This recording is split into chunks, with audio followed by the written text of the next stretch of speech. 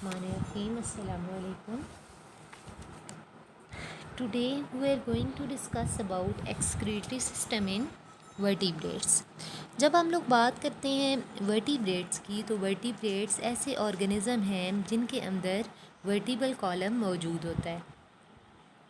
अब vertebral column वाले जो ऑर्गेनिज्म हैं यानी जो वर्टिब्रेट्स हैं इनके अंदर कुछ ऐसे एवोल्यूशनरी चेंजेस आए थे जिसकी वजह से इनका जो एक्सक्रीटरी सिस्टम है वो वेल डेवलप्ड है। अब अगर हम बात करें कि वर्टिब्रेट्स के एंसेस्टर्स कौन थे तो इनके बारे में ये एवोल्यूशनरी पर्सपेक्टिव दिया जाता है कि जो वर्टिब्रेट्स के एंसेस्टर्स हैं वो इनवर्टिब्रेट कॉर्डेट थे और इनकी जो बॉडी थी वो सेगमेंटली अरेंज्ड थी। अब जब हम लोगों ने पहले सिंपल ऑर्गेनिज्म को डिस्कस किया है, हमने 4 ऑर्गेनिज्म को डिस्कस किया है, हाइड्रा, प्लिनेरिया, कॉकरोच और अर्थवर्म को, तो तब हमने ये बात देखी है कि इनकी बॉडी के अंदर सबसे पहले प्रोटोनेफेडिया की फॉर्म में एक्सक्रीटरी स्ट्रक्चर्स मौजूद थे। फिर with the passage of time ये मेटानेफ्रीडिया में कन्वर्ट हो गए। फिर ये मेटामेरिकली सेगमेंटेड बॉडी थी अर्थ फॉर्म की जिसके अंदर एक्सक्रीटरी सिस्टम थोड़ा सा वेल डेवलप था। अब अगर हम बात करें हैग फिशेस की तो हैग फिशेस भी प्रिमिटिव वर्टिब्रेट्स के अंदर आते हैं। इनके भी जो किडनीज थे वो सेगमेंटली अरेंज टिब्यूल्स में मौजूद थे।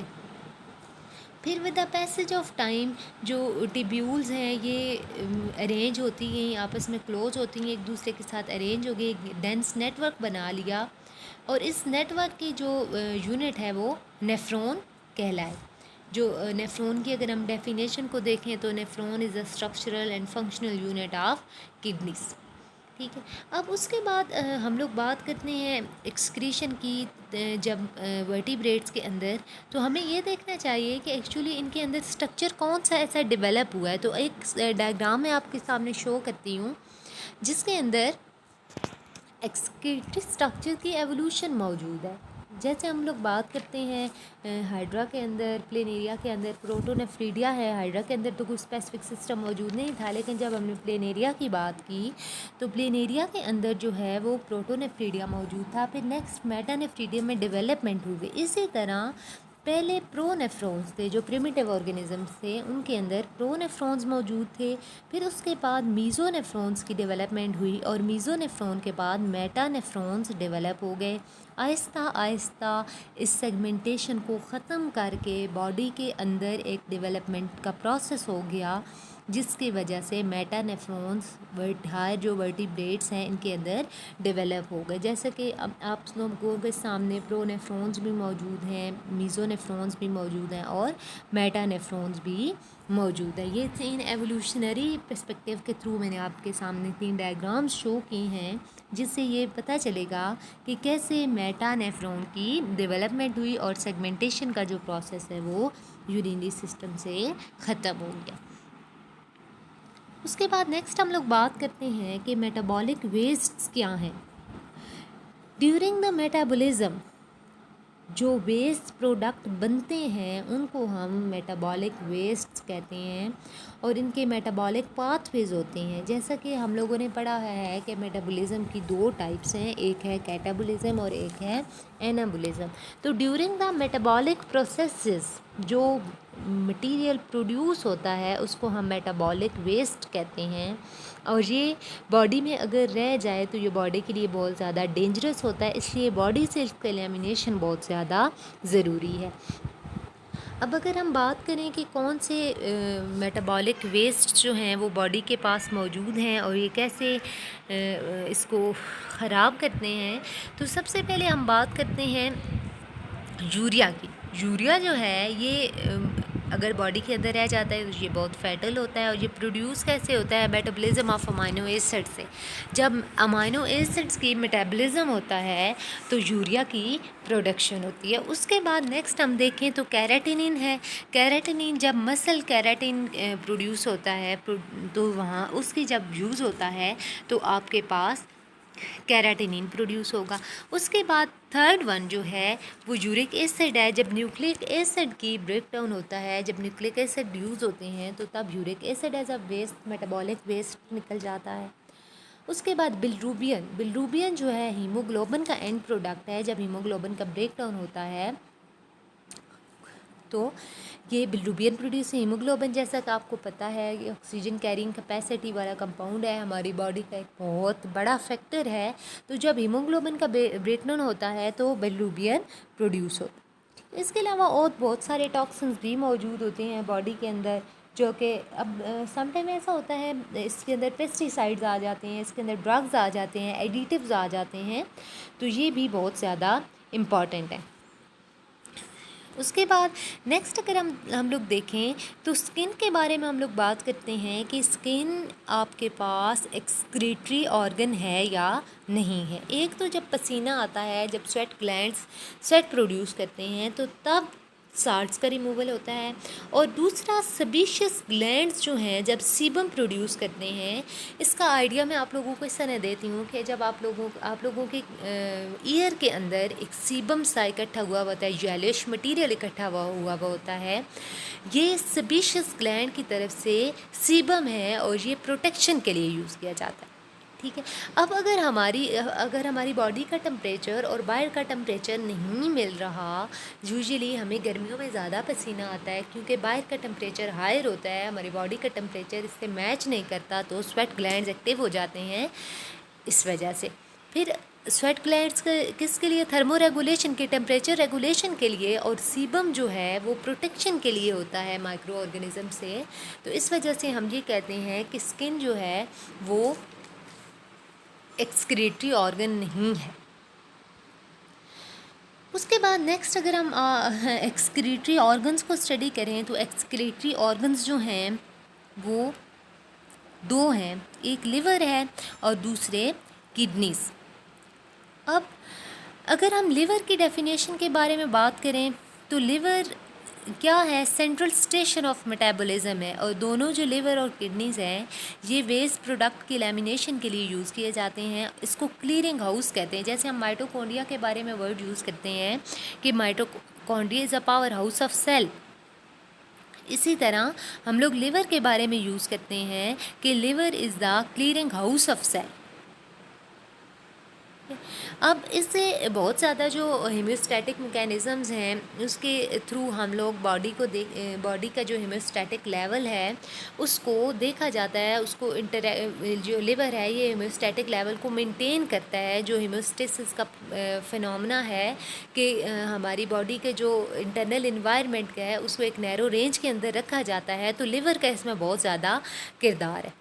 अब डिटॉक्सिफिकेशन के तौर में, डिटॉक्सिफाइंग एजेंट के तौर पे भी ये काम करता है। बहुत सारे केमिकल पॉइजन्स को भी ये करता है, क्लियर कराता है, जैसा कि अमोनिया है, यूरिया है, यूरिक एसिड है, ठीक है। उसके बाद अमाइनो एसिड में से नाइट्रोजन है, तो ये डिटॉक्सिफाइंग एजेंट के तौर पे भी हमारी बॉडी के अंदर काम करता है।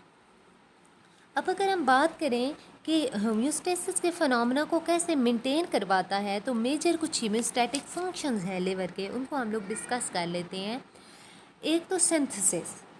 अब सिंथेसिस किस चीज़ की? नाइट्रोजीनियस वेस्ट की, यूरिया की, यूरिक एसिड की, ठीक है। अब अगर ये सिंथेसिस करता है नाइट्रोजीनियस वेस्ट की, प्लाज्मा प्रोटीन जैसे प्रोथ्रम्बिन है, फाइब्रिनोजेन है और एल्ब्यूमिन है, ये तीन हैं प्रोटीन्स, प्लाज्मा प्रोटीन्स हैं जिनकी ये सिंथेसिस करता है। अब अगर हम इसके मेजर इफेक्ट सिंथेसिस करता है अगर, तो इसके इफ़ेक्ट्स क्या हैं हेमियोस्टेसिस के? पीछे भी हम लोग पढ़ चुके हैं कि बहुत बड़ा किरदार है हेमियोस्टैटिक फिनोमेना को मेंटेन करने के लिए विद इन अ बॉडी। तो ये वाटर डिस्पोजल के सपोर्ट करता है, वेस्ट डिस्पोजल को सपोर्ट करता है। उसके बाद ये ब्लड क्लॉटिंग में इम्पॉर्टेंट है। उसके बाद ऑस्मोटिक बैलेंस ब्लड का मेंटेन कराता है। उसके बाद अगर हम देखें तो ये प्लाज्मा प्रोटीन के अलावा बाइल को सिक्रीट करता है। उसके अलावा ये लिपिड और कोलेस्ट्रॉल को सिंथेसाइज करता है, लिपोप्रोटीन्स को सिंथेसाइज करता है। बाइल की अगर हम बात करें तो ये फैट्स को एमल्सिफाई करता है स्मॉल इंटेस्टाइन के अंदर। लिपिड्स और कोलेस्ट्रॉल की अगर हम बात करें तो ब्लड की केमिस्ट्री को रेगुलेट करने के लिए, एनर्जी को स्टोर करने के लिए within a cell membrane बहुत ज़्यादा ज़रूरी है, और ये डेफिनेटली फिर हेमियोस्टैटिक फंक्शंस को मेंटेन करेगा। हम लोगों ने 3 चीज़ों की बात की है, नाइट्रोजीनियस वेस्ट की बात की है, प्लाज्मा प्रोटीन की बात की है, बाइल, लिपिड, कोलेस्ट्रॉल और लिपोप्रोटीन की बात की है, और ये इसका फंक्शन था एज आ सिंथेसिस। उसके बाद हम लोग बात करेंगे स्टोरेज की। तो स्टोरेज में ये आयरन की स्टोरेज करता है, ग्लाइकोजन की स्टोरेज करता है, बहुत सारे मेटल्स की स्टोरेज करता है। अब जब आयरन को स्टोर करता है तो ऑक्सीजनेशन ऑफ टिश्यूज़ के लिए बहुत ज़्यादा ज़रूरी है as a constituent of haemoglobin. फिर ग्लाइकोजन जो है वो एनर्जी रिज़र्व है, ग्लाइकोजन जो है स्टोर हुई भी होगी तो बॉडी को एनर्जी मिल जाती है जब नीड होती है। ये तो हो गया स्टोरेज का फंक्शन।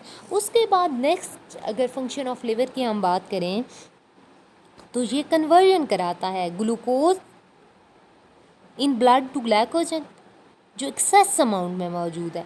लैक्टिक एसिड को ग्लाइकोजन में कन्वर्ट कराता है और स्टोर्ड ग्लाइकोजन को ग्लूकोज में कन्वर्ट कराता है। तो ये कन्वर्जन का इसका काम हो गया। जब भी बॉडी को नीड होगी ग्लूकोज की, ग्लाइकोजन की, तो ये क्या करेगा, इसको ग्लूकोज में कन्वर्ट कर देगा और फिर जब सेव करने की बारी आएगी तो इसको सेव कर देगा। तो अगर हम हेमोस्टैटिक इफेक्ट देखें तो ये एनर्जी स्टोरेज में काम आता है।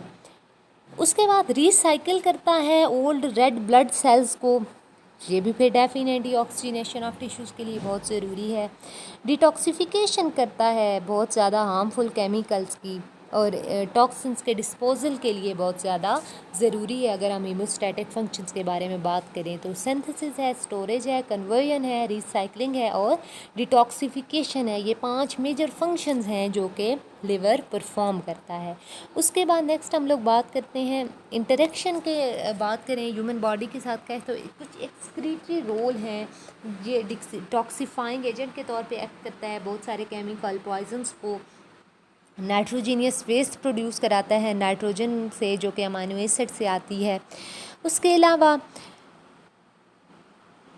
यूरिया जो है ये एलिमिनेशन इसका बहुत ज़्यादा ज़रूरी है, उसमें हेल्पफुल होता है लिवर। यूरिया साइकिल में ये सपोर्ट करता है लिवर इसको, जैसे कि यूरिया साइकिल हम लोग पहले पढ़ चुके हैं। एक अमोनिया और ऑक्सीजन का मॉलिक्यूल साइकिल में इंटर होता है, सिट्रोलिन बनेगा, फिर सेकंड नाइट्रोजन आता है, उसके बाद आर्जिनोसक्सिनेट बनेगा, फिर आर्जिनिन आर्जिनेज एंजाइम एक्ट करेगा तो यूरिया एक एलिमिनेट होएगा बॉडी से और फिर ऑर्निथीन आ जाएगा। ऑर्निथीन के बाद दोबारा अमोनिया और कार्बन डाइऑक्साइड का एक मॉलिक्यूल मिलता है और वो उसको सिट्रोलिन में कन्वर्ट कर देते हैं और इस तरह यूरिया का एलिमिनेट हो जाना और यूरिया साइकिल का चलते रहना। ठीक है, सेंट्रल स्टेशन ऑफ मेटाबॉलिज्म है, हीमोस्टैटिक्स में बहुत ज़्यादा इंपॉर्टेंट है, मेटाबॉलिक क्लीयरिंग हाउस है बॉडी का। ये थे कुछ लिवर के कैरेक्टरिस्टिक्स थे, हम लोगों ने ये लिवर के बारे में पढ़ा, one of the excretory organ in vertebrates. अब हम इंशाल्लाह with in next lecture kidneys को डिस्कस करेंगे, किडनीज़ का बेसिक फ्रेमवर्क डिस्कस करेंगे, हम नेफ्रॉन को स्टडी करेंगे, उसकी वर्किंग को स्टडी करेंगे। टिल देन अल्लाह हाफिज़, थैंक यू वेरी मच।